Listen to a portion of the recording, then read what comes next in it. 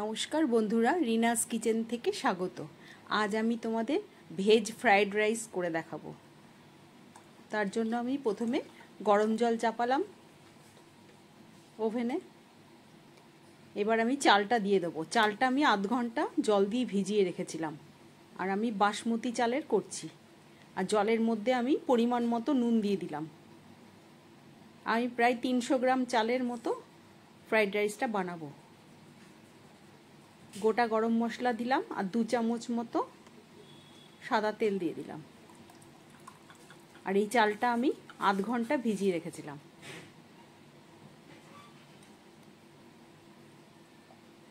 ভাতটা হয়ে গেছে আমার, খুব তাড়াতাড়ি হয়ে যায়। আমি কিছুটা এই ছাঁকনিতে ছেঁকে নিয়েছিলাম। এবার আমি ওই ফুটো ফুটো থালাগুলো আছে সেই থালার মধ্যে দিয়ে দিলাম, তাহলে ভালো করে ছাঁকা হয়ে যাবে, জলটা ঝরে যাবে। এবার কড়াই চাপালাম, কড়াইয়ের মধ্যে আমি সাদা তেল দিলাম আর 3 চামচ মতো ঘি দিলাম।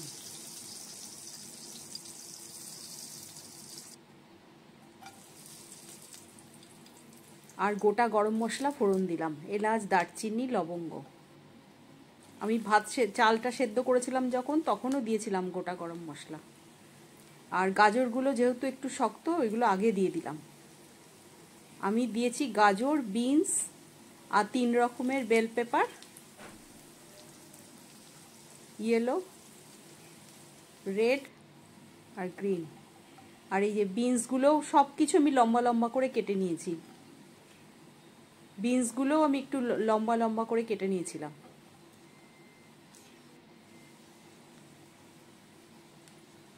যেহেতু একটু শক্ত এগুলো, ওই জন্য আগে ভেজে নিলাম। এবার পনিরটা দিয়ে দিলাম। আমি পনিরগুলো খুব ছোট্ট ছোট্ট টুকরো করে নিয়েছিলাম।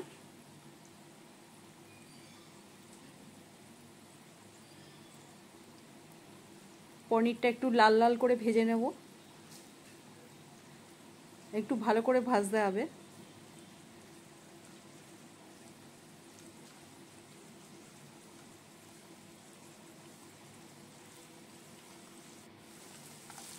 এবার কাজু কিশমিশ আমি জলে ভিজিয়ে রেখে দিয়েছিলাম আধ ঘন্টা, সেই কাজু কিশমিশটা জল থেকে তুলে ভেজে নিলাম।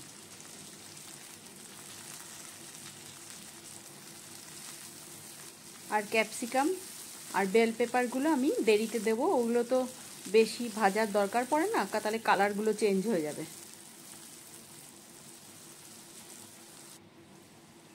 এবার বেল পেপারগুলো দিয়ে দিলাম। এগুলো দিয়ে 2 মিনিট ঢাকা দিয়ে রাখলেই এগুলো খানিকটা মজে যায়।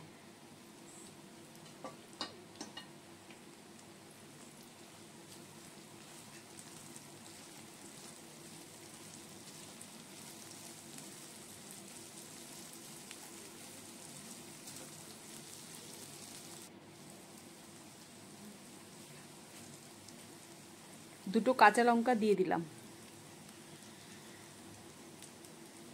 আর পরিমাণ মতো নুন দিলাম।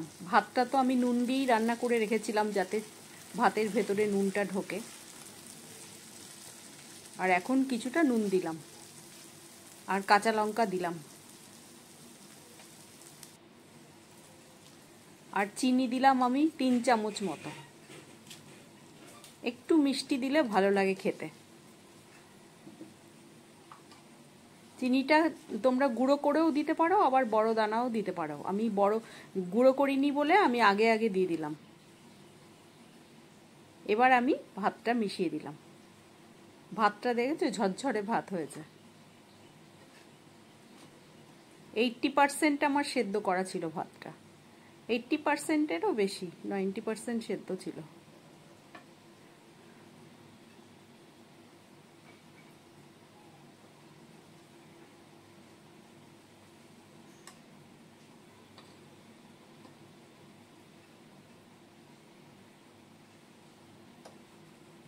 কড়াইটা ছোট বলে একটু নাড়াতে অসুবিধা হচ্ছে। যদি তোমাদের রেসিপিটা ভালো লাগে, আমার চ্যানেলটাকে সাবস্ক্রাইব করো, লাইক ও কমেন্টস করো। আর তোমরা ভিডিওটা ভালো করে দেখো, খুব কম টাইম তোমরা দেখো ভিডিও। কোনোদিন বলি না আমি, আজকে বললাম। এবার আমি 1 চামচ গোলমরিচের গুঁড়ো দিয়ে দিলাম, তাহলে টেস্টটা ভালো লাগবে।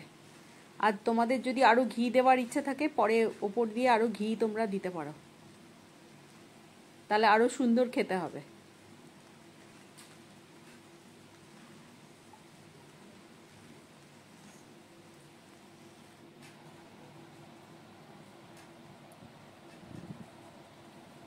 ফ্রাইড রাইসটা রেডি আমার।